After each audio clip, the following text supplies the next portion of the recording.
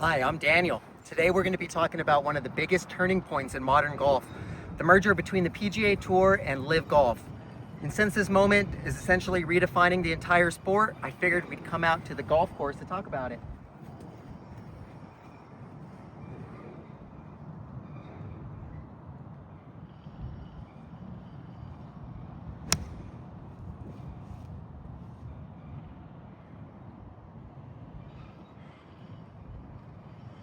You see, because understanding this merger is a lot like understanding the golf swing, something we're all still trying to figure out.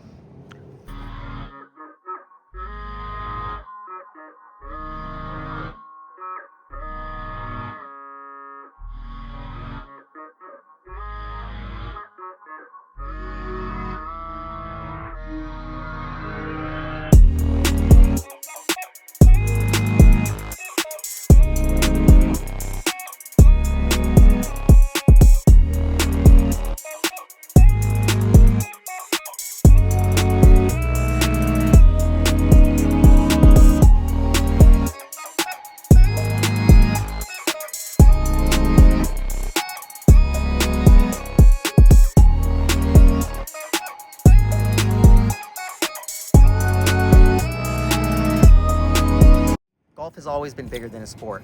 It's been a tradition, built on a foundation of respect, integrity, and a commitment to the game itself. But in 2022, that familiar landscape was disrupted by the arrival of LIV Golf, backed by Saudi Arabia's public investment fund, which controls more than $670 billion in assets. LIV arrived with financial power the sport has never seen, first making headlines by signing some of the world's and PGA Tour's most well-known players to unprecedented contracts.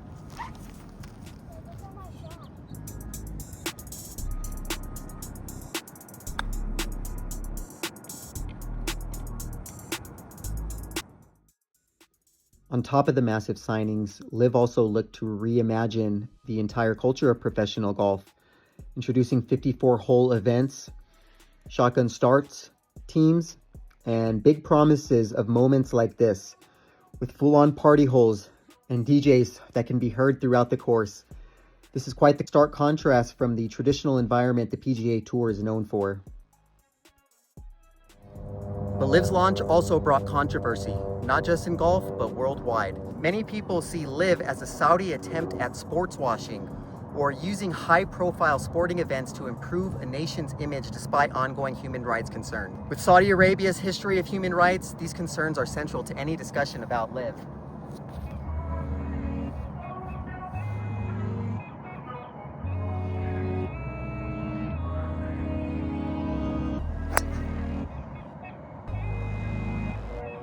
From the start, the PGA famously and publicly condemned LIV. They did not see the new league as a traditional competitor, but actually as a threat to the sport's core values. Players who left were suspended. Public statements were released almost weekly. Tension kept building.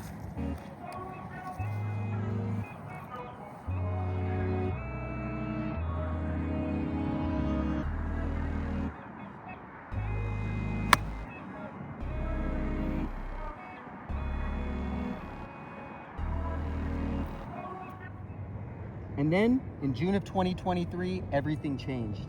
The PGA Tour announced a merger with the very league it spent over a year condemning. Players learned the news through social media. Fans, anybody who followed the game was stunned, and collapse in the PGA Tour's leadership evaporated almost overnight.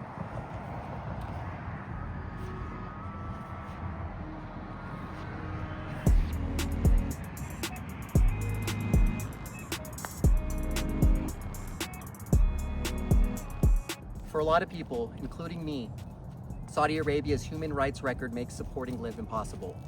There's the murder of journalist Jamal Khashoggi inside a Saudi consulate, which US intelligence agencies have concluded was approved at the highest levels of the Saudi government. Then there's the ongoing restrictions placed on women, who, despite recent reforms, still face many limitations that make them second-class citizens in everyday life. That's the heart of it. Saudi Arabia wants to be seen as a legitimate investor and competitor in global sports. They must show real change that goes beyond public relations.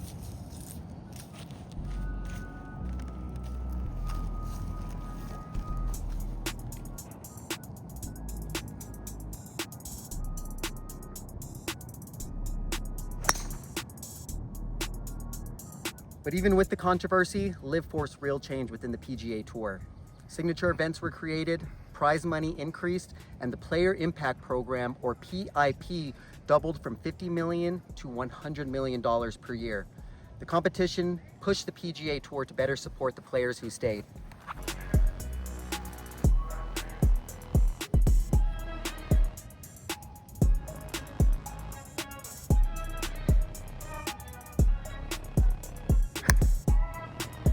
But for the players who stayed loyal to the PGA Tour, the merger felt like betrayal.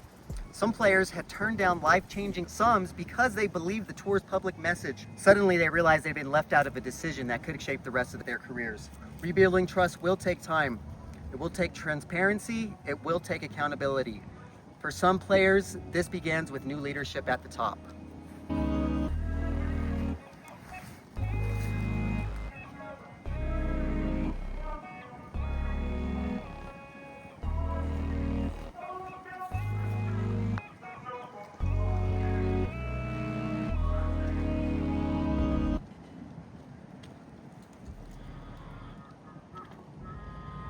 As the shock of the merger faded, bigger questions emerged. Should this partnership even be allowed to go forward? After all, the PGA Tour and LIV joined forces. Who's left to challenge them? Now, sports history has seen some major mergers before, but none involving one of the wealthiest investment funds in the world. A fair future for golf must protect all the players who make the sport possible and Saudi citizens who deserve meaningful progress and reforms from investments made in their name. For Saudi Arabia, global respect is not something that can be bought. It is simply earned through consistent action and real sustained progress and reform. Meeting basic international human rights standards is only the beginning. And for the PGA Tour, rebuilding credibility starts with transparency and accountability. This starts with including player representatives in major issues going forward. The future of golf depends on leaders willing to protect the integrity of the game and those people whose lives extend far beyond it. Thank you.